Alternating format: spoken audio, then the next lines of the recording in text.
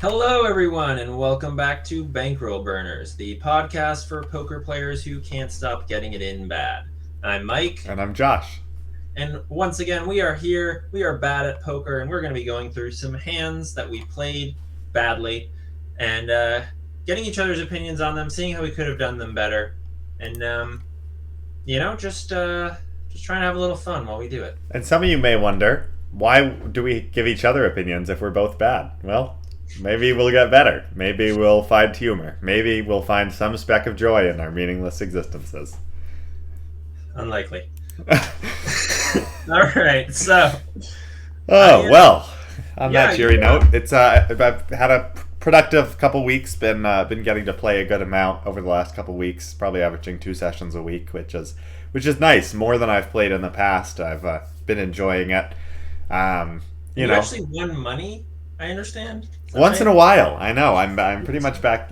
It's been a very up and down year, but yeah, sometimes believe it or not, there are people out there who are even worse than I am, and that fact alone should make you, our viewers, run to your nearest casino. So this is the usual game. I pondered playing 2-5 for a little bit, but the games looked like they were full of crushers, so I stuck at 1-3, which was not.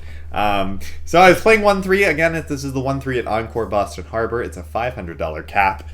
This hand, there are a number of effective stacks. 2 villains have around $100 in front of them. Sorry, what? And then I am the effective stack with the main villain at $525. So two villains have 100 in front of them. $100 each, correct? All right, so they're sitting at about 30-ish big blinds. That's correct, and there is no straddle on though, so Okay. it is 30-ish big blind. So This is a tournament hand. It's well, but there are some complexities to it, which I just think this is a very weird live hand. I feel like I misplayed at least once. So let's start pre-flop. The blinds post. The under the gun player is going to limp. A middle position player is going to limp. The low jack is going to limp. Okay. And the hijack, who has 95 in front of him, is going to raise to 20. Wow. So the hijack, I would say, is quite, I believe, was quite nitty, reasonably nitty, but kind of normal live nitty player. Still, I think they did raise it a decent amount, but just had didn't love calling on later streets with just about anything. One of those kind of live reggy people. I will say, 20 is a really small raise over 3 limps. Yeah, I'd probably go closer to 25. I don't think 20 is really small. It's still 7x the big blind, so. Sure, but it's just in a live game. I really think if someone's opening to 20 over 3 limps where the standard open is, 12 or 15, it's probably not like aces or kings. Yeah, well, that's possibly true. And I next to act in the cutoff. Now that we've had 3 limps and a raise to 20, I'm going to look down at ace of clubs, king of hearts. Okay. Obviously, I want a 3-bet here. I don't mind, getting it all in against the super short stacked villain. If other people want to come along, that's great. I am kind of mindful both that this villain is short stacked, so I kind of feel like I can go a little bit bigger here than I otherwise would, just because I'm probably not going to go to the full 100 because there are still a few people who haven't done, but I probably could. Yeah, why not? Why wouldn't you go to a full 100 actually? Well, I don't know. I guess I should have considered that more. And maybe I probably didn't know exactly what his stack was at the time, which is something that I definitely should have done. But yeah, I guess I will say, typically when I'm in this situation, which in live poker happens a lot, where there's just a short stack person that puts in a raise and you have a premium. Even I would usually just raise to roughly their stack size. I think even if it's in this case it'd be 5x. Yes, that's big, but whatever. You're trying to drive out other hands, especially something like ace king. It's not like you want to slope min click it with aces and get more callers or something weird like that. This is just you have ace king. It's a pure I want to put my money in with this guy. So I would have made it 100. I think that's probably smart and definitely something I should have considered. But I wasn't thinking. But I was just thinking, well, I can make it a bit bigger, and also I'm definitely mindful that there are a bunch of limpers. People love to call, and if I made it 60 or something, I could almost guarantee that I would get at least one additional caller. this was definitely a very fruitful table with a number, a lot of. I mean, as you can tell probably from the 3 limps, a lot of limp calling going on. I had people cold call my 3 bets and limp call 3 bets like many times in this session. So I decided to make it 75.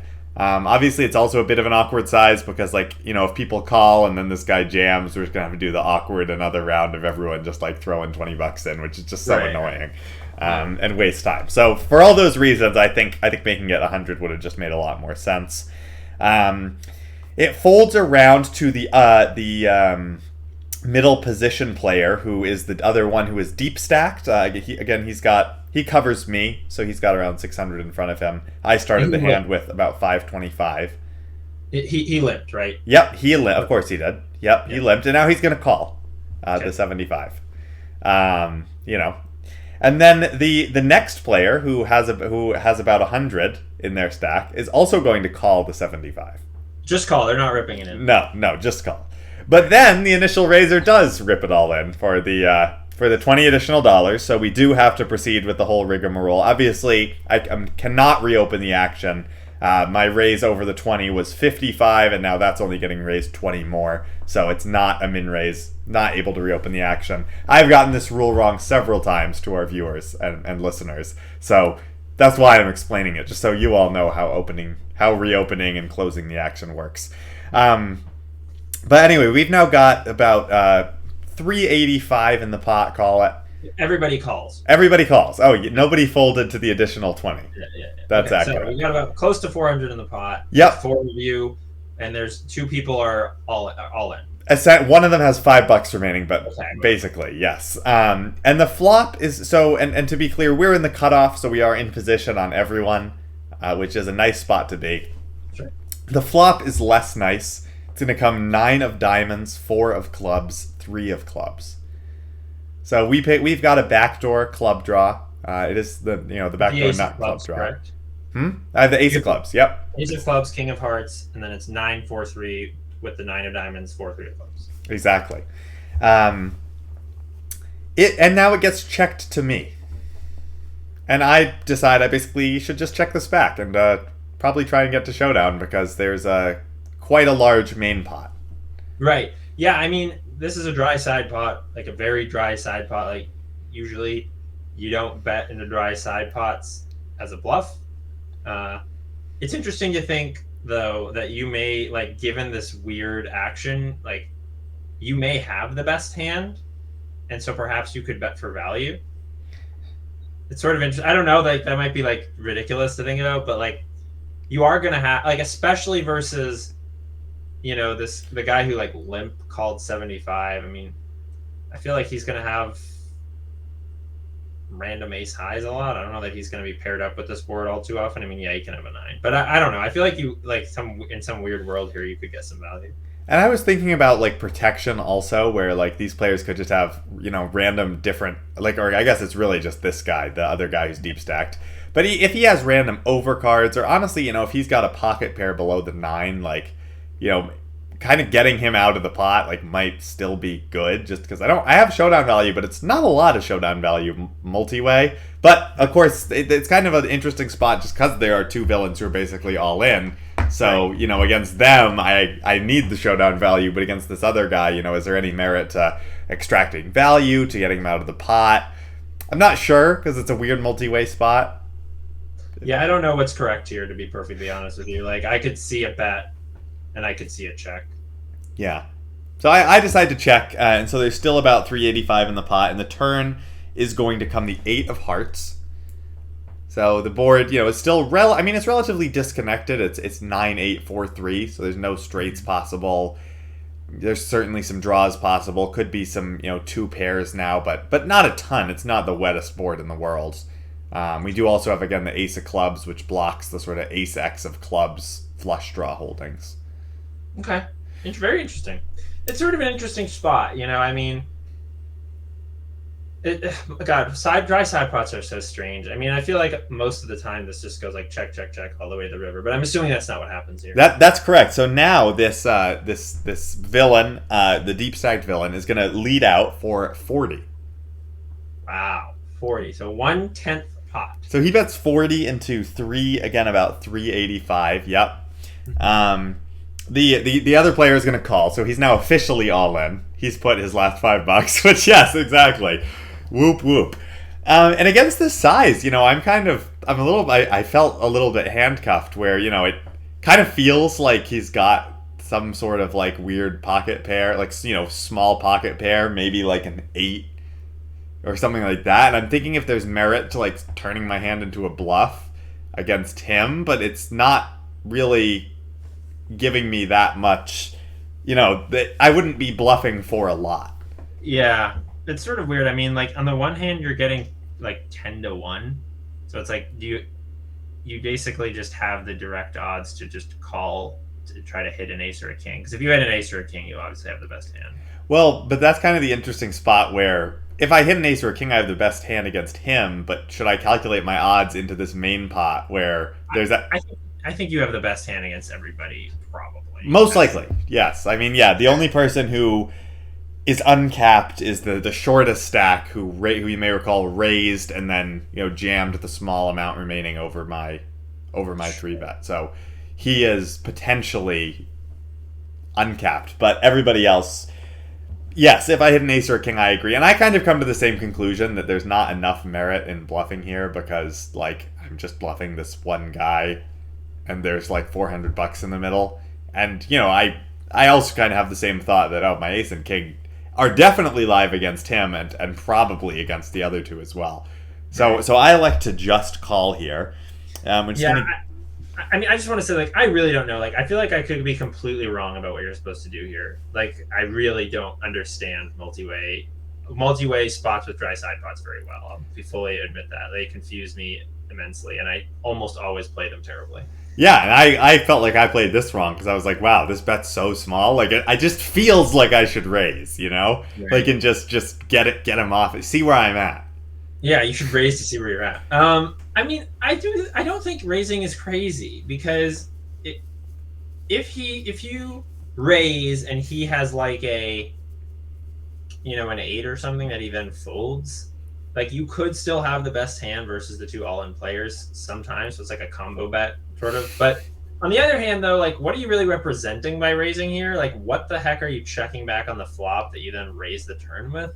I mean, to be fair, I think I could. This is a situation where maybe you can check back a lot of like thick value on the flop because the SPR is so shallow, and because you don't have because you're not supposed to bluff into dry side pots. Like maybe that's kind of the only way to extract value is to wait. I agree with you. As listeners, as you can tell from us floundering our way through this hand, I think we both are a little confused on how to play, big side pots with in multi-way situations. But yeah, no, I that's kind of a thought is maybe that's what you're supposed to do with like aces. Is like check back. Maybe maybe it's like check 100. I feel like that flop could be like a check 100 or like a bet 100 as well.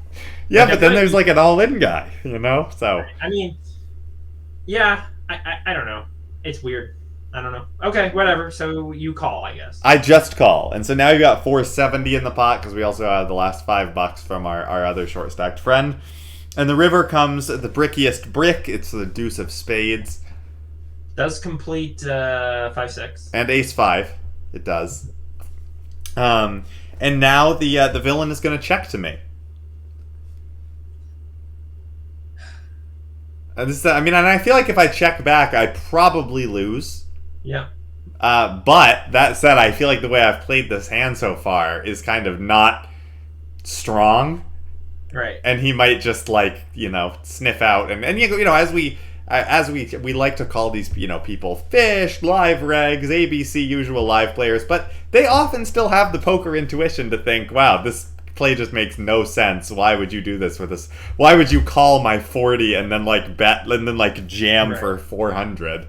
It doesn't make any sense. I probably just would wave the white flag here. Yeah, but maybe checking the flop and raising the turn but also ace king is not a good bluffing candidate if I did decide to sort of structure that way, right? Of checking 100% on the flop and raising on turns, unless I'm literally raising all my hands.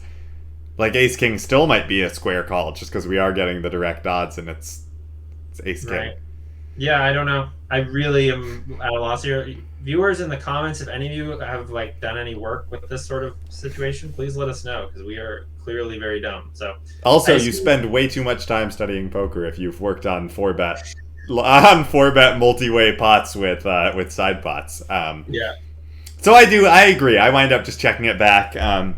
As we kind of expected, the villain in middle position, the deep stacked one, shows pocket sevens. So, wow. Yep. He got some thin value on the turn. Got some great value on the turn by laying me literally the odds to call. Mm-hmm. The next player shows King Jack. So we did have him beat. This was one of the short stacks that decided to limp call a lot with King Jack. And then the final villain shows pocket aces. So the middle position player is going to take. Is this the guy who I said almost certainly doesn't have pocket aces? Yeah, it would be the one. That's awesome. Yeah. So that this is a spot where pretty much it's kind of weird because I feel like the main villain's hand was basically face up after the turn, right. And I'm not even sure that I would have done anything differently with ace king.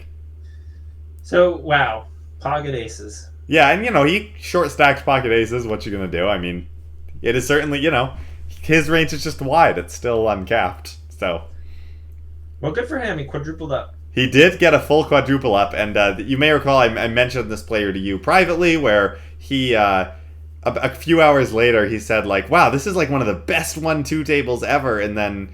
Or 1-3 tables ever after having literally not played a hand other than the other one he played a couple hours later where he also showed pocket aces. My God. So I learned a lot about these villains as we moved through. I did. It was a very good table. There was a lot of action. You can kind of tell what kind of table it is from certain hands.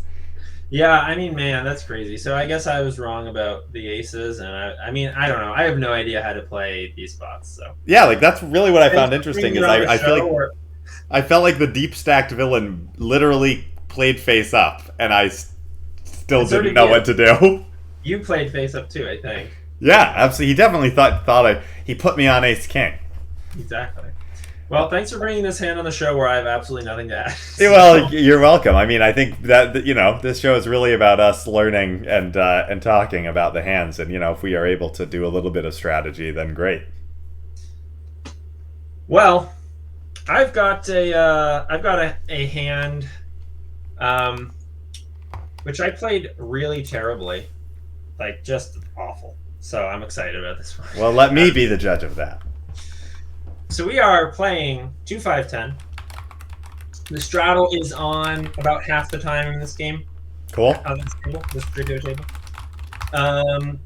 And the villain on my immediate right is very tight. He's a nit, basically. He's not an OMC, but he's a nit. And he has a low VPIP for sure. And I, in this hand, am in the big blind, so that's the middle blind.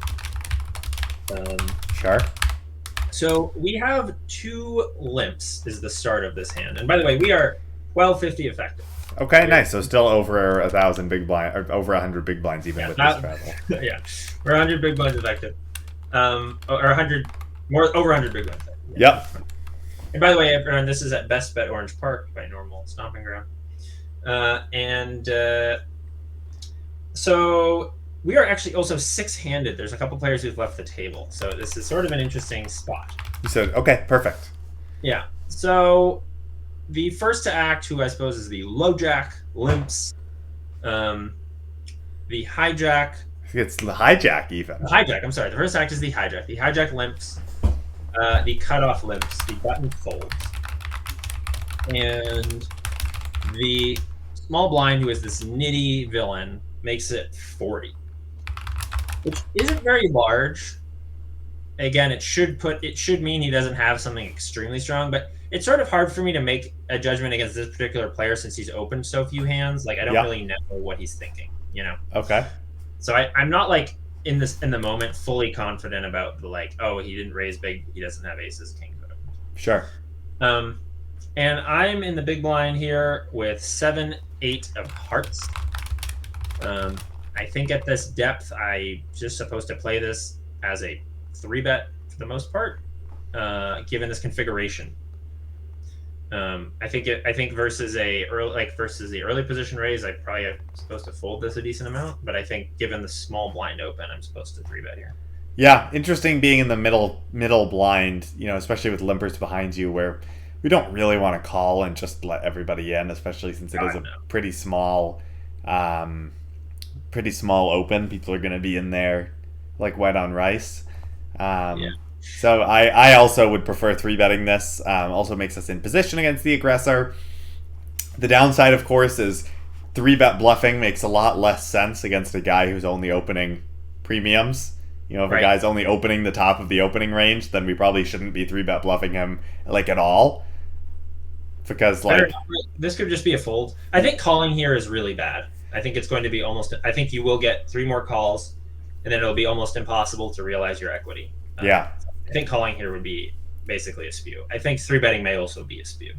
Yeah, I mean, it's interesting because, and if I would say that, from what you've told me of this guy, it seems like he might, if it's for an OMC, I would say it's definitely a fold. Oh, for sure. I'm folding.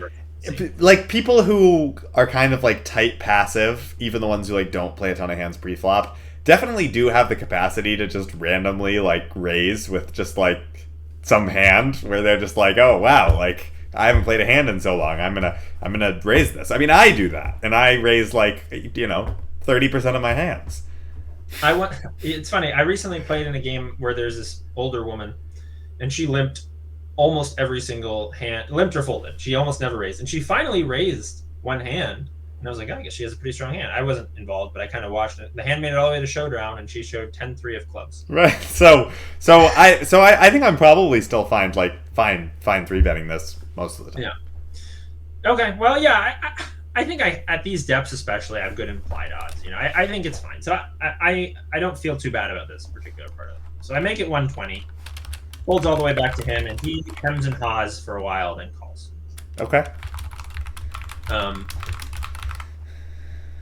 So the flop, so we now are 240 basically, actually plus the limp, so it's 260, 270. Yeah. And the flop is 6 of hearts. Good card. 6 of diamonds, 3 of diamonds. So 6-6-3, we've got 2 overcards and some pretty good backdoors. Yep. And I mean, I think, this is a sort of a mandatory bet. It's a 3-bet pot. I have the nut advantage. I mean, neither of us should really have a 6 here at all. Yep. I mean, I guess I could have 6-5, and he really shouldn't, given the sort of player he is. So, I have all the advantages here. I think I just need to bet. I don't think I should bet very large. So I make it... he checks? Yeah, he checks. Perfect. Yeah, I make it 80. Does that sound reasonable to you? Yeah, I think a small bet makes a lot of sense here. I mean, you're gonna keep him. You're gonna fold out a lot of his random chaff, especially if he's quite tight. Any sort of 2 overs, if he's sort of a fit or fold player, probably be releasing that. I would be a little hesitant of continuing to barrel on later streets if we get called by a tighter player. Just kind of thinking a lot of guys kind of will in the, of this player type will fold a lot of their chaff, and they'll really only continue on with over pairs to the board, and then you're gonna have a tough and once they call with over pairs to the board, even though they are tight and nitty, they really don't want to let them go. But of course, I would still be barreling if we pick up good equity. I think that's a fair point. I also think he can call with ace king here. Yeah. Oh, I mean, he should. He absolutely should. I'm saying even a tighter player, I think, usually will call ace street. So I mean, that's sort of, I guess, my counter argument to you about we shouldn't continue barreling. I mean, we can continue barreling to target something like ace king. True. So, especially if we pick up equity on the turn, right? That's the idea. You structure your bluffs. You want to pick up equity on the turn. So anyway, he calls, and the turn is the deuce of spades. Okay, great. That whole picking up equity thing did not happen. That's correct. So the deuce. So we are now 6 of hearts, 6 of diamonds, 3 of diamonds, deuce of spades. I have 7-8 of hearts. The pot is 430. Minus the rake. And I mean, he checks. So what are you doing here? Well, I mean, I think. Well, it's actually interesting because if you wanted to target a hand like Ace King, I think making a second small bet is okay to just to get folds from any sticky overcards that are still there. If we do that, I would definitely be shutting down River because I don't think he's calling two streets with random over cards. Probably not. And I do think his range, even after the flop, is more weighted towards pairs. So it might be prudent to give up now. But if you think that he would continue a little bit, if you have an aggressive image and he's thinking, well, I'm going to call you with overcards and try and realize my equity. People definitely do that. Again, even when they're on the tighter side. So that's I don't mind sort of making a second smaller bet here to target those. But I doubt we'd be getting him off of a pair at any point in this hand. Interesting. Yeah. I guess in the moment, what I was thinking about was I definitely would continue here with some bluffs, diamond, basically diamonds. And I guess I was trying to think to myself, I don't want to overbluff this spot. And so I was like, well, what are the right bluffing combos? And I was trying to think this through, but I didn't want to be tanking forever. I don't want to be that guy. So, but I guess what I'm wondering is yes, we do have diamond draws, ace X of diamonds. We have lots of those. 3-betting. I think I would 3-bet most ace X of diamonds from that configuration, I think. So I do have a decent number of bluff candidates there. But do we need other bluffs? How much value do we have? We have aces, we have kings, we have queens, we have jacks, we have tens. We have so much value that we would probably continue this turn with. So we probably need a good number of bluffs. We have more. I would also say we do have more bluffs where we're looking at ace 4 and ace 5 suited that don't have a flush draw because those hands are gutters, and they have equity, which is good. Whereas true. Our hand, if a lot of his range is over pairs, we are literally 0% against those hands. Right, we are literally we are literally drawing dead versus over pairs. Yes, right. So I think, and ace high is are almost better bluffs even if they don't have a gutter because you can just hit an ace a lot of the time and that'll be good. Sure. I think as played, he probably doesn't have aces or kings. Yeah, I think he'd probably be 4-betting. You would think, especially given he's on the tighter side. But I have seen Stranger. Yes, some people just don't like to 4-bet because they don't want to put too much money in pre-flop. Right. Yeah. I don't know. Part of me wonders I think you're right. We also have the suited gutters to continue with. That's a good point. Ace 4, all the ace 4 and ace 5 suited. I don't know. It's close. I think we maybe still need a few more bluffs, and maybe this is a good candidate. But I decided to check. That's what I did. Okay. And I don't know how I feel about that, to tell you the truth. But the river comes the king of clubs. Okay. Which is an interesting one. And so we are now 430 in the pot, 6 of diamonds, 6 of hearts, 3 of diamonds, deuce of spades, king of clubs. I have 7, 8 of hearts. Did you say 10 of clubs or king? King of clubs. King, okay. Yeah, king of clubs. We've got 8 high. Right. And villain checks to me again. What do you think he has here? I'm still sort of thinking he's got a pair now that's below the king and probably over the 6. So at this point, I am kind of interested in betting because I do think, I'm just trying to think, because I don't know if we'd be checking back value a lot is the problem on the turn. No, I think if we bet here, it's to represent exactly ace king. Right, because we can definitely check back ace king because we have good decent showdown value if he's got ace queen or king jack or king queen or something random. So yeah, so we'd be representing exactly ace king. But if we're not betting many hands, does that mean we'd have to take a larger sizing? Correct. I think we need to bet if we were going to bluff here, it'd be 300, 350. I don't think we should bet. I don't think we should ever overbet here. I think that would be a mistake because I actually think we almost never have king. Probably never. We probably never have king as played, and he actually can have it. Yeah. So he shouldn't have much, but he can. So I think overbetting here would be wrong, but I do think taking a large polarizing sizing would be good. I will say I think our hand is a really good bluff candidate because we do not have diamonds, so we unblock diamonds, which is he can have diamonds here. Yeah.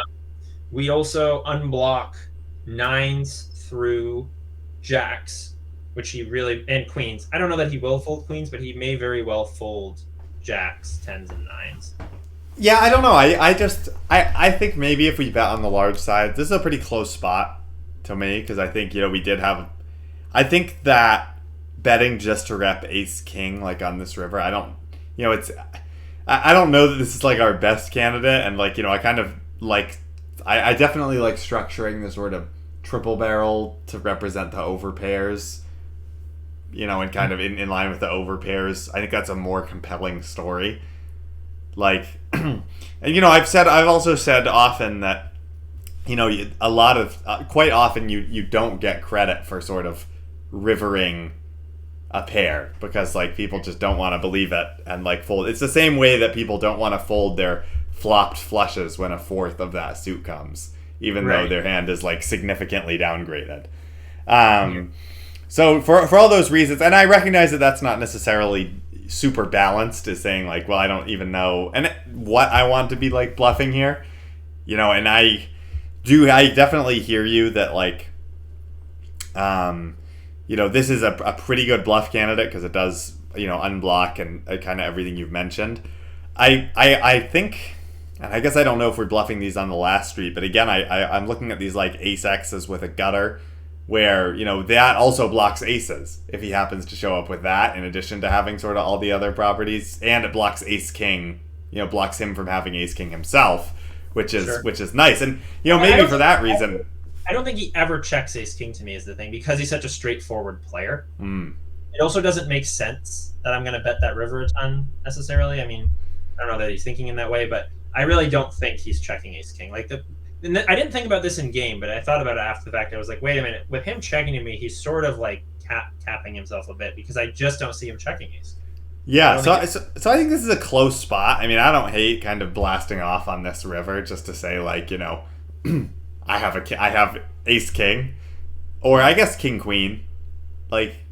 You probably would do something. I guess because if you don't think he'd have ace king, you could probably bet king queen pretty aggressively in the same way. Yeah. Interesting. True. Yeah, go for some a large sort of a merge bet, I guess. Take a large sizing with king queen. Yeah. So I think that makes sense, and I don't know that this is the best hand to do so that we get here with, but it's probably not bad. It is 8 high, it's literally the bottom of our range from a showdown value perspective. It unblocks all his draws. It unblocks his worse value, the hands that we're targeting. But with all that said, I'm not sure that a player like this at live 2-5 is going to fold a pair of tens here. Well, I wave the white flag and check it back, but I do regret it because he actually shows pocket tens. So. Wow. So we would have found out. We would have after round and found out. So yes. What we did. Wow. I don't know. So interesting spot, and I feel that's one where I have no idea what to do, because it's kind of a fight between we do need to find bluffs here to be balanced, and is this villain folding pocket tens here? Yeah, I really don't know. Especially watching him play through the night, he wasn't much of a hero caller, but he did make one or two. And the other thing is live players are maybe not thinking at the sort of level where they're oh, he's betting big here, which reps exactly ace king. He might be thinking, oh, he's trying to rep an overpair, but he checked back the turn. How could he have aces? And then kind of unlevel himself into a call, if you will. Interesting. Yeah, I don't know. I don't know enough about this villain. I played with him a couple times, but yeah. Well, I wish you would bet just so we could get some info and understand. I know, right? I should have bet to see where he's at. Oh, well, interesting hand. I feel that one I'm kind of lost in. So yeah, I really don't. I don't know. I'm pretty confident I could have played it better, but I don't know exactly. I think if I had it back, I would have gone 300 or 350 on the river. But Yeah. Who knows if we had a better outcome. All right, let's move along. Sounds good. Well, I've got a hand that I think my poor pre-flop play continues. I've definitely been trying to work on my pre-flop play, been making some more disciplined folds. And then today I called a 3-bet with like Queen Jack suited, and then I thought about my opponent's 3-betting range, and I was like, I'm doing quite poorly against that range. I should have folded. So, there's still work to be done, but I like calling and I like seeing flops, sue me. Who doesn't? Yeah, well, exactly, and that's why people call so wide. It's like, how many times have you raised and someone has folded and said, I wish you'd let me see a flop? Oh, all the time. It's great. So anyway, with all that said, you can probably see where this is going, as Under the Gun +1 is going to raise to 15. Again, this is a similar 1-3 game. I guess I should probably start with all these relevant statistics. The main villain in this hand is going to be later on. He's got 250, and he's going to be the effective stack. Again, it's 1-3, so he's got just under 100 big blinds. Under the Gun, who covers me, and I'm sitting with around 450. So but that's not going to come into play. The effective stack here is 250. And the Under the Gun +1 player is going to raise to 15. And I'm in the low jack with 8-9 of spades. So I call. Which I don't think I should be doing a lot.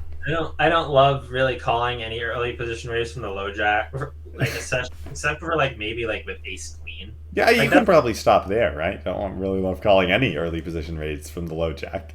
Right.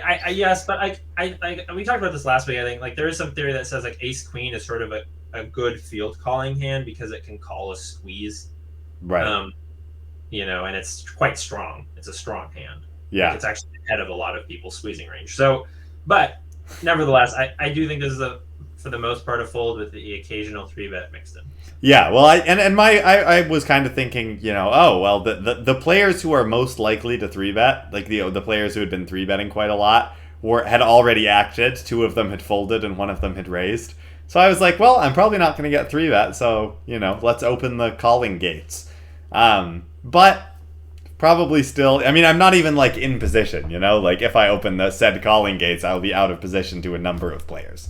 So I don't think this is I agree. I don't think this is a good call. But I had suited connectors and I wanted to see a flop. So away we go.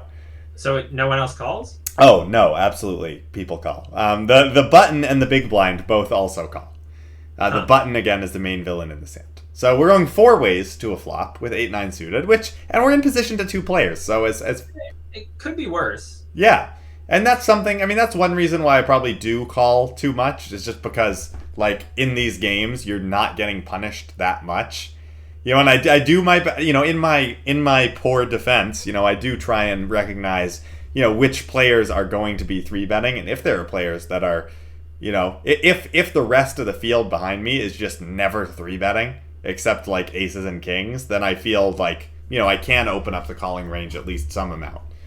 You can a bit, like you can start to call with some of those smaller pocket pairs, try and flop sets, that sort of thing. But I will say I still don't like it because it's so hard to realize your equity. Because like if a flop comes like ace 9 7, like you have to fold if you under the gun continuation bets, and that sucks. Right. That's true. Yeah. Yeah, it's true. When you call with these suited connectors, you're basically saying like I need to like hit a big draw, right, in order to continue, which is like not really what you want to do with any hands because like pairs are good. Pairs are good, right? Exactly. Yeah, definitely. Point taken. So 4 of us are going to a flop, and with all that in mind, if that situation happened again, I might call again because I just want to see some spades, And we do see a spade. We see the 10 of spades, the 8 of hearts, and the 3 of diamonds. And to your point, this is exactly the sort of situation where if the under the gun bet, I would just have to be like, wow, there are 2 people behind me who could have smashed this flop. Or is there 2 people behind you? Or, oh yeah. Yep. There's the big blind and the button. So there's about $60 in the pot, and we're sitting 235. Again, we started 250 effective with the main villain. Yeah. I mean, like, if the under the gun bet and you were to call, it's not like sinfully bad, but it's probably not great. And it's really, I mean, what feels really bad is like if the under the gun bet I called and then like both players behind me called. Right, because then you literally have a dog water hand with little ability to improve. Yeah, exactly. So in this case, actually, the big blind checks and the under the gun +1 player checks as well. I decide to check here because I've got second pair. I don't want to start betting second pair into 3 opponents. Yeah. And the button again, this sort of lame thing about this multi-way spot, it's like, if it was heads up, you could actually bet here for protection. Yeah, like if I 3-bet here and got called by only that under the gun +1 player, then I'd be able to like place a bet here. I'd be in position. I could just put a small bet here. It would just be a lovely scenario all around. Yeah. But that's not the case, and the button is going to bet 25 into 60, and the big blind and the under the gun +1 player both fold. Cool. So I decide to put in the call. Now I'm heads up. I am out of position, and he did bet into 3 people, so something to keep in mind. But I do have a pair, and now I'm heads up, so I decide to call. Yeah, I mean, I think he can be fairly wide here, and especially because he's on the button. Like, I know he's betting to 3 people, but he's on the button. The initial raiser checked. Like, he can definitely do some maneuvering here. So you could have the best hand sometimes. And if he just has a 10, you might be able to steal this on a later street. So, and I also think the villain in this case was fairly aggressive. Older Asian guy who was definitely unafraid to bet his draws, in situations like this when it's checked to him, right. Which is definitely something a lot of live players do. Even the ones who aren't necessarily aggressive are often quite good at sort of smelling weakness and pouncing. Definitely. So I call, and the turn brings some help. It's the 5 of spades. So the board is now 10 of spades, 8 of hearts, 3 of diamonds, 5 of spades. We're sitting with 8, 9 of spades. So we've got second pair, and we've now picked up a flush draw. The pot's about 110. Villain's got 210 behind. Yeah, okay. I like to play in flow here and check. Yeah. And the villain now continues for 70. 70 into 210? 110. 110, I'm sorry. That's quite large. That is quite large. Chunky. It was a chunky bet. And I was sort of so 70 into 110, if we call, we're calling 70 to win 180. So we need like 30% equity to make this call. Yeah, I mean, you beat all the bluffs, obviously. The thing is, you're blocking all the bluffs. So, I mean, having spades is not great, and having a 9 is not great. Right, exactly. With that said, we are pretty close to getting the direct odds to make this call, assuming all our outs are live. Which is not necessarily the correct assumption, but just kind of thinking, I mean, if we decide that's, I kind of, again, it was in a similar spot as your last hand where I didn't want to tank for ages on this sort of thing, and I was doing the math and thinking, well, 70 into 110 means I'm getting like 2.5 to 1. I basically need somewhere between, that means I need in between 25 and 33% equity. If we've got 14 outs, that's like, getting close to 30%, which is almost bang on. If we have any implied odds, not, and it is a backdoor flush draw, which does help the implied odds versus being like the most obvious front door flush draw. So obviously there are going to be situations where he's got bluffs and I have more equity. There are going to be situations where he's got like a set and I have fewer outs. Probably not that many situations where he's got a higher flush draw. Yeah, I agree with you.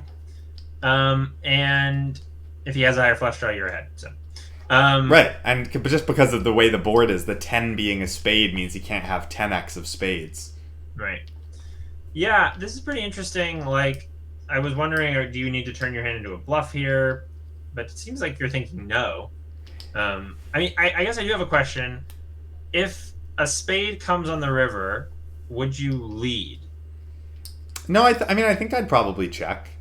Okay. I mean, I think leading on the spade river probably is going to make him fold like everything, and I do think that he does have bluffs in his range. You know, there are still other, you know, Jack 9, 7, 9. I mean, he could have picked up like 6, 7. He could have like 6, 7 of spades now. Like there are other bluffs available where, you know, he may continue bluffing, and I might not be getting, you know, and his value hands like a random 10 may not be calling like a big lead anyhow. So if the river bricks out, it's like an offsuit king, which is a brick at this point. Yeah. You know, are you calling a jam? Well, that's interesting. I feel like I'd have to fold to a jam just because we kind of block, as you said, we do block a good portion of the bluffing range. We definitely have better hands to call with. You know, we're not really blocking that much value. You know, we've just got an 8. Like, we're not blocking like a straight. Kind of one of those weird spots where you're blocking the bluffs. There are certain cards that could come where we'd kind of shift to blocking the thick value. You know, like if the river is like a 7, like an offsuit 7, and he jams, you know, maybe that kind of shifts us towards calling because now he's jamming like quite big and we have a 9. We're blocking Jack 9. And we're blocking Jack 9. You know, maybe that's, or if it's a Jack or something, you know, something like that. It's the overcards are weird because like a lot of the bluffs that he could have like actually still can get there on overcards. Well, I don't think he has like King X of spades here, I guess. No, probably not unless it's exactly like Ace 3 or King 3 of spades, right? Yeah. Okay, but all right, so you call? So you feel okay about calling, or do you think that I might rip it here sometimes. Yeah. I think. I mean, if you rip it, you're probably targeting like a 10. You're just repping a very narrow range is the other thing. You know, I guess right. A better 10 or like pocket 8s. Yeah, I guess you're right. Like, you don't have much value. It's like literally like 8s. And like 2 pairs, maybe like 10-8. I would probably be folding 10-8 suited to the end of the gun open. Even you know. Yeah, fair enough. Even I can say, if I'm calling 9-8, I can let go of 10-8. Yeah, so I guess, you know, you really don't have much thick value here, so you probably have better bluff things that, like, you can just bluff. So, okay, I guess, given all that, I actually like a call. So I do like the call. So I call. The pot is now 250, the villain's got 140, and the river is going to come a quite interesting card. It is the 9 of hearts. So we make 2 pairs. So can you go through the board for yes, of course. So we've got no flush on the board. It's 10, 8, 3, 5, 9. The spade draw bricked out. I've got 8, 9 of spades, so I've got a middle 2 pair. It's a quite interesting card because, and it's something that I didn't really consider when I was thinking about my outs, is, you know, a 9 is not really a clean out. Because it completes Queen Jack. And and like 10-9 is like things like it completes 10-9 also. Completes. Yeah, I think he's betting 10-9 for that sizing on the turn. Probably not. Probably not. It also completes 6-7, which is something he could have, like 6-7 with the backdoor. You know, was a gutter on the flop if he felt like, you know, again, since the flop was checked to him, he might have felt that this was a spot where he can kind of bet with impunity. So yeah, I mean, but on the other hand, like, I mean, I don't know.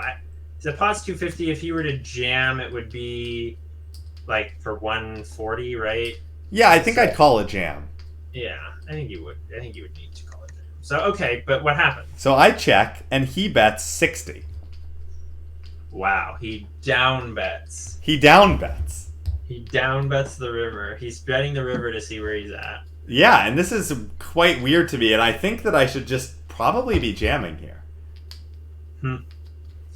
What's gonna call your jam that's doing? Is this like Ace 10? Right? Do you think I could get called by like Ace 10 or Jack 10 or? I mean, is Ace 10? I think Ace 10 can take that sizing on the turn. Oh, because there's no draws that have completed. Like, it's a pretty raggedy board. And so maybe this is, you know, most of the time just like a 10 that's played this way. And I think this is mostly a 10. This question is like, is a 10 calling your jam? I mean, your jam would be for how much more on top? Like 90 more? Yeah, like 80 more. But that doesn't really. I mean, people don't necessarily, especially live players, are not necessarily thinking about the odds that they're getting. And it's one of those things where can I ever jam here as a bluff because it's for so little more. No, I don't think you can. But on the flip side, I actually think there's so many hands you can jam here, including are there worse hands than your hand that you would jam? Maybe there's just no worse two pairs, right? Yes, you do have the worst ever two pair. I don't know. And I don't think I ever have ace 10 here because I think I'm absolutely betting ace 10 100% of the time on the flop when it's checked to me. True. So maybe this is about the worst. I mean, this is the worst two pair hand, right? So obviously there are hands that beat you. Plenty of hands that beat you out there. So you could value own yourself here. And the only thing that's I don't think it's balanced, but I don't know if it matters in this situation that much. The balance, well, we should for such a small amount of money in a live 1-3 game, But shouldn't we think also do you think we beat the midpoint of his calling range? Right? Maybe not. Maybe we don't beat the midpoint, but we don't have to beat the midpoint though. Well, and it does have to be hands that he would play this way and not just jam himself. Yeah. I mean, I feel that's the thing, how many made hands is he not just jamming is the other thing too. Could he I feel he almost never even has a strong hand. The strongest hand I think he could have here is 10-9. Right. So, I don't know. I'd probably rip it in. Yeah, I think that probably makes sense. And definitely as I was thinking about it after, I was like, wow, I should have just ripped it in and, for his last 80.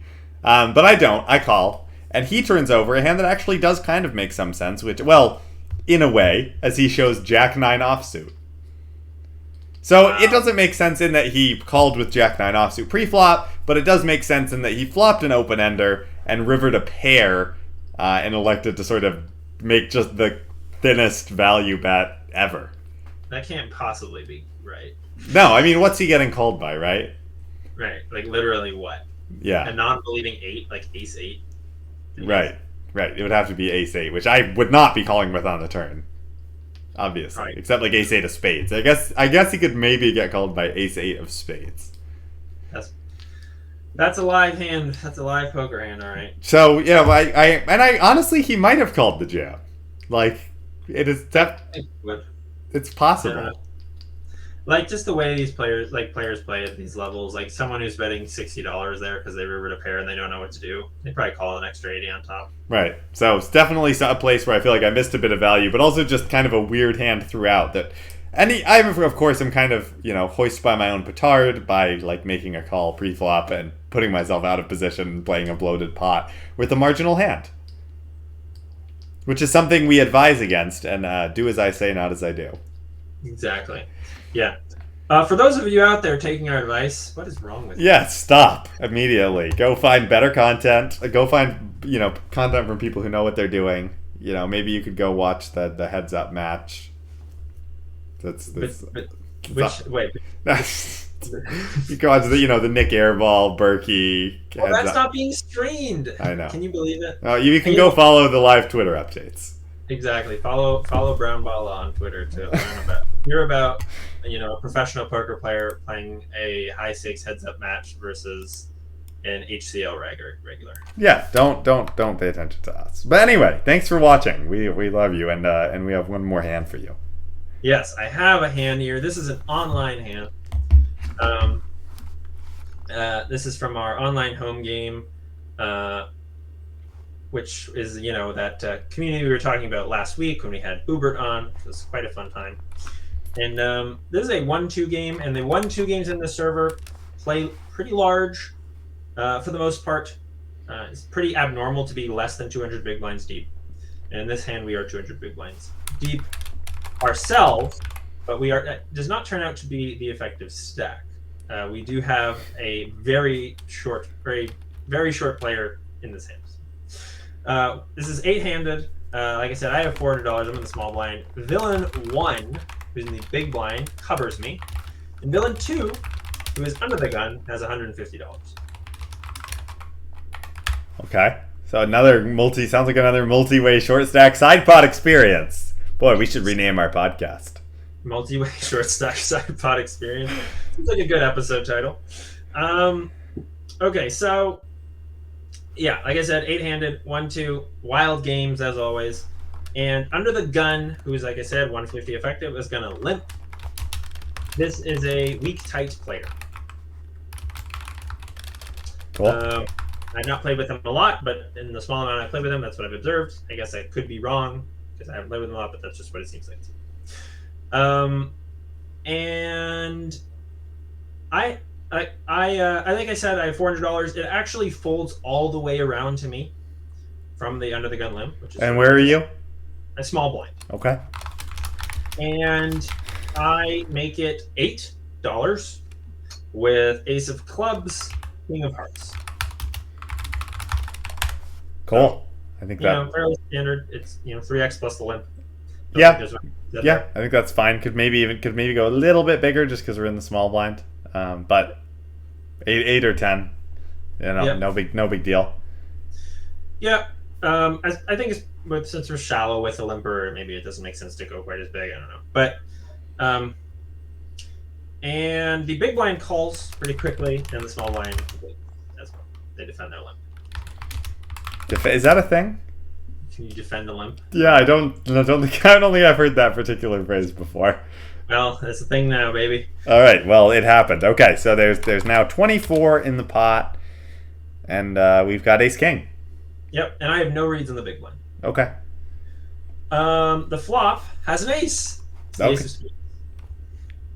And the 10 of clubs and the 8 of spades. So ace, 10, 8, 2 spades. Pretty nice flop. I do not have a spade. So lots of hands that can call us. I love betting. I did bet. I bet $8 once again. Right, and I think we have the leeway to go a little bit bigger here because of the spade draw. Unless you think, I don't know if we're betting 100% of our hands here. I guess we probably are. No, I can't. We can't. I think I might check a weak ace a lot, actually. So. Yeah, so maybe we can bet a little bit bigger then if we're checking. You're right. I think I could take a bigger sizing. Like you think like a 2/3. Yeah, maybe even like a half pot makes sense. Kind of up a bit from the third, but still kind of carrying that thinnish value because we probably are still betting like all our bluffs,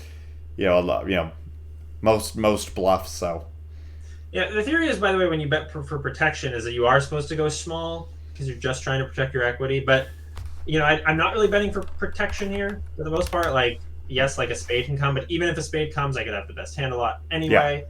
So I think I'm mostly just betting for value. I think that taking a larger size sometimes here is probably fine. I agree. But yeah, it can't possibly be wrong to bet a third pot on an ace-high board as the pre-flop aggressor. Exactly. So just nitpicking because that's what we do. No, I think you make a good point. So anyway, it goes call. Okay. Which is interesting and surprising. It is interesting. So, there are definitely a lot of hands out there that can call you, right? Like there's spade draws, there's straight draws, like Broadway cards, right? King, queen, queen, jack, king, jack can definitely call one street. There's like aces, there's tens are probably starting to get a little optimistic. Yeah, it's interesting because the big blind should theoretically be fairly tight, but they might not be because of the configuration where I opened the small blind, and so they might be floating or calling with a lot more marginal stuff because they just don't believe me. I think that's certainly possible too. I think the big blind is probably wider than they're supposed to be here. And then once the big blind calls, the short stack kind of has leeway to call with most draws, just because pretty all the Broadway draws are drawing to the nuts, although they've got fewer clean outs because of the spade draw. But definitely could talk themselves into a call more often. So both players call it. There are definitely a lot of hands here that they could have. That's my analysis. And I almost always have the best hand. Yeah, I agree. So the turn is the 6 of spades. Okay. Which I don't love. What would you do here? I think I still want to be betting. we're out of position. We, we can't really be too scared of flushes. I think there are just a ton of other hands. It does also complete 7-9, which was an open ender on the flop. As you said, like the big blind could be calling light, with sort of thinking like the limper will complete, which will kind of give him implied odds and all that jazz. So it's not out of the realm of possibility that either player has 7-9 suited. I have to think Under the Gun doesn't have 7-9 suited that much. I hope that hand isn't even limped from up front, especially from sort of a tighter villain like this one. Yeah. I think that the big blind can absolutely have 7-9. But with that said, there's still like a lot of worse aces that we can get value from. Which will not bet, probably. Right. And there are definitely bluffs. I mean, there are bluffs that would probably start betting. Like, well, I guess there aren't that many, but maybe, if it's a Broadway combination with the king of spades, because we do not have a spade, right? So that's maybe those are the bluffs that our opponents would start betting. But I think I still like just continuing to bet for value. I would think we could get it down to heads up on this street, and then kind of evaluate the river. Yeah, I mean, would you bet fold here for the most part if there's a raise? Probably. I might. I don't know. Oh, yeah. So the second villain is still not even that short. They still have quite a bit behind, right? So would probably be bet folding this combo. Yep. Yeah, I think so. For the most part. It doesn't. Yeah, I think it's optimistic to continue to raise here. I mean, yes, there are some bluffs that contain the king of spades, but and so be it. Sometimes we get bluffed. I think this would be a bet fold, and I like your thinking, but I actually checked in game. I think that's okay. I mean, I do think that's okay. Because we don't have a spade.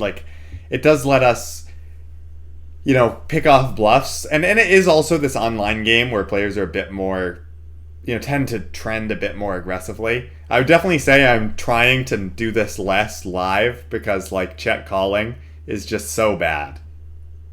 It's just so bad.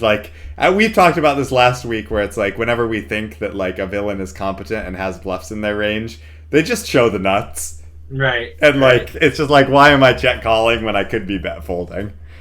Right. Absolutely. Yeah. No, I think that's true. And yeah, I think I can go for a bet here, but I did check. I don't think checking is terrible. No, I think our hand is kind of has definitely been downgraded significantly to sort of a medium strength hand, whereas I agree that we almost certainly had the best hand on the flop. Yeah. So big blind checks as well. And then Under the Gun bets 24 into 48, so half pop. Click on that old half pop up. Yep. I think we just have a square call. Yeah, I mean, it's again that this player is not as shallow as I keep saying they are. I keep saying the short stack, but they started the hand with 75 big blinds, right? So sure. They have even after this bet, they still have over $100 left. I think jamming to get a heads up with them is probably an overplay.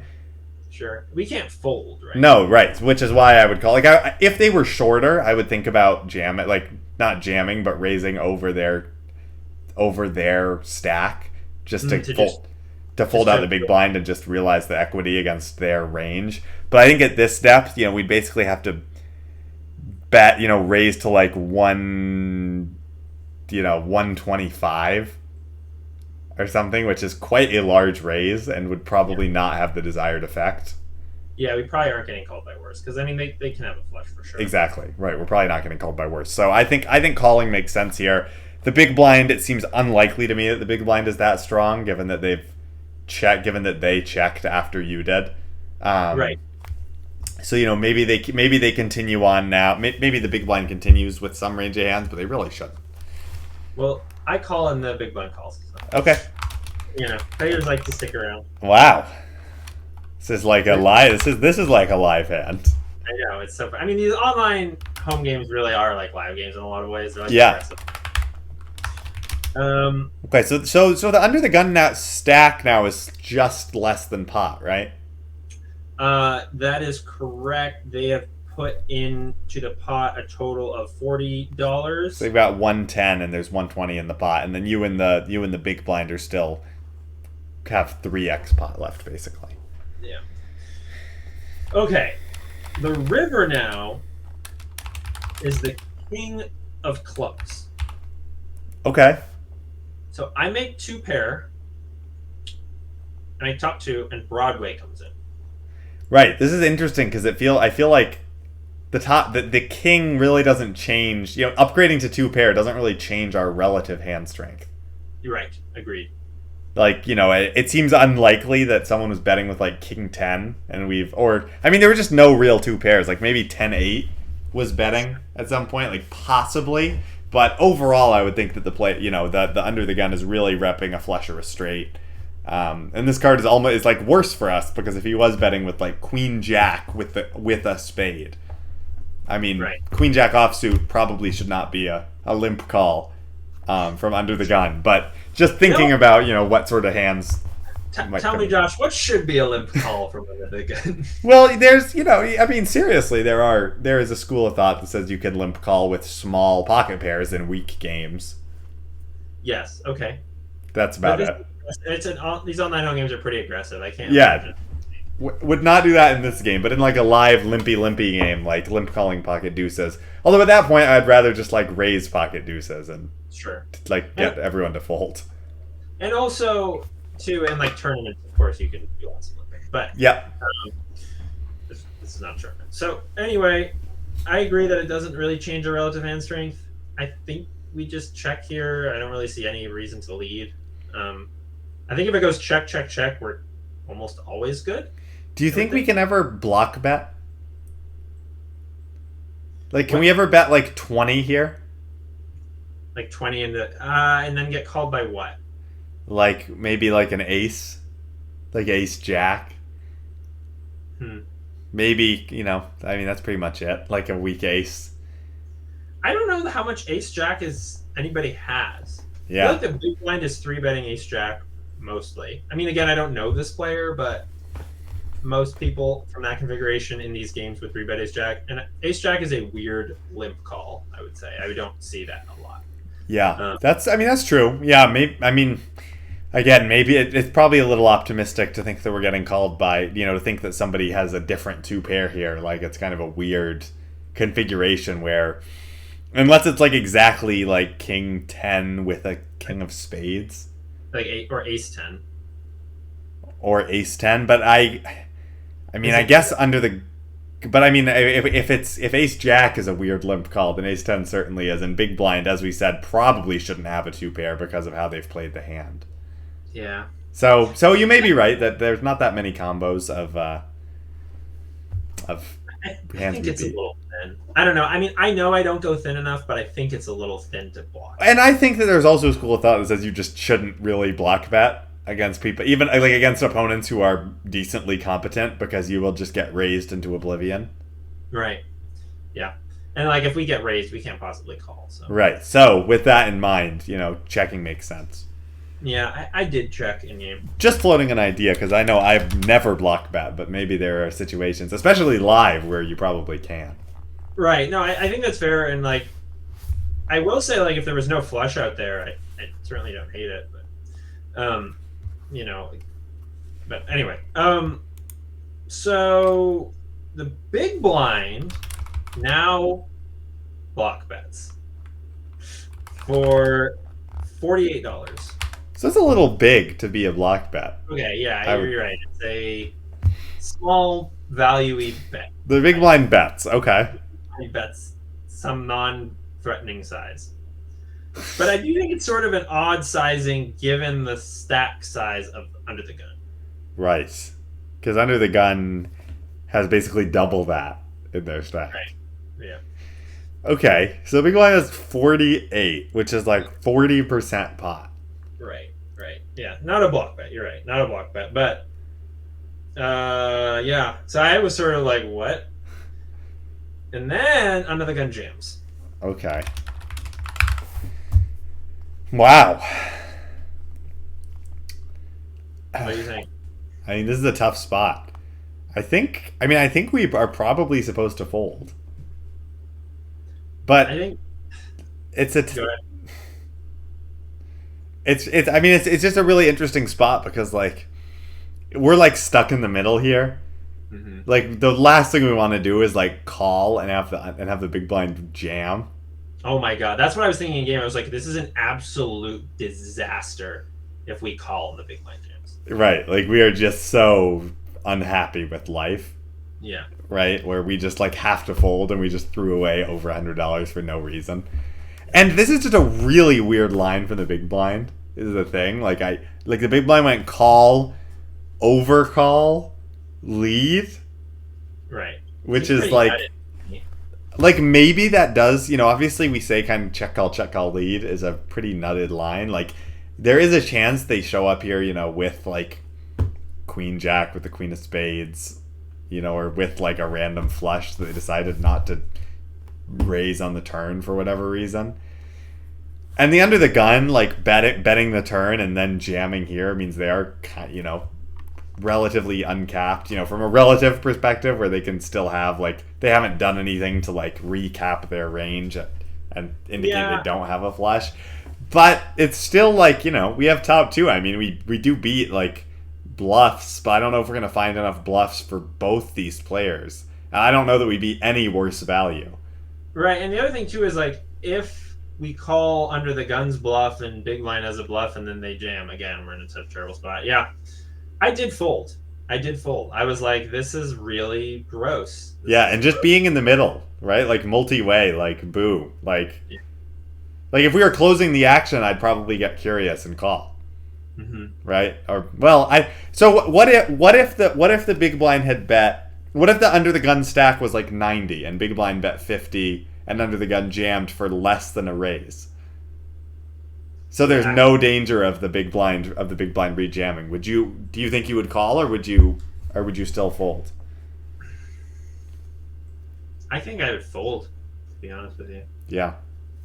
Okay. I think it's so hard to have the best hand here, which might be wrong, but I tend to fold. Like when there's crazy action in multi-way pots, I tend to get out of the way, and it usually tends to be right. No, I agree. I think in general, like, you really have to think very relative in terms of hand strength when you're in a multi-way pot, where it's like, if these people are going absolutely wild, and I am just sitting here with, like, a hand that is, in terms of absolute hand strength, is quite strong, but there is, like I don't know if I can find enough bluffs for both players, and there's no worse value that's doing this, I'm just gonna have to cry a little bit. Yeah, agreed. Okay, well, hopefully the big blind calls. The big blind tanks for like half their time bank, but then does call. Okay. And the big blind has, as you said, queen jack with queen of spades. Okay. And under the gun has king jack of spades. Wow. So the under the gun made the nuts. Correct. On the turn. The big blind made the very not nuts on the river and elected to place a rather, like, a weirdly sized value bet. Yeah. Into the aggressor who, like, was repping a flush on the turn. And I think, the big blind knew that they were beat when under the gun raised. Yeah. Because they tanked with Broadway. But they were like, wow, I literally just have, like, these unbelievable odds. Like, if I beat literally one hand, then I have to make this call. Yeah. Wow. Yeah. Well, we talked a lot about multi-way weird spots that but nice hand. I mean, good fold. I think it definitely makes sense to make the fold there. Yeah. I feel okay about how I played that one. I do think I you talked me into a bet on the turn, but yeah. I mean, I really have just lost so much money this year check calling. I mean, and to be fair, most of those hands I have brought on the podcast and we've decided, check calling turns is one thing, but check calling turn and check calling river, I mean, what are you doing? Yeah, in a low stakes live game, it's but nice batch of hands here. I think to all our listeners, please like and subscribe. Helps us tremendously, and it makes the numbers go up. Yeah, we love you guys, and we appreciate that you think that we have something interesting to say about poker, which. Good for you, man. That's really special. So, cool. All right, everybody. Thank you. Thank you.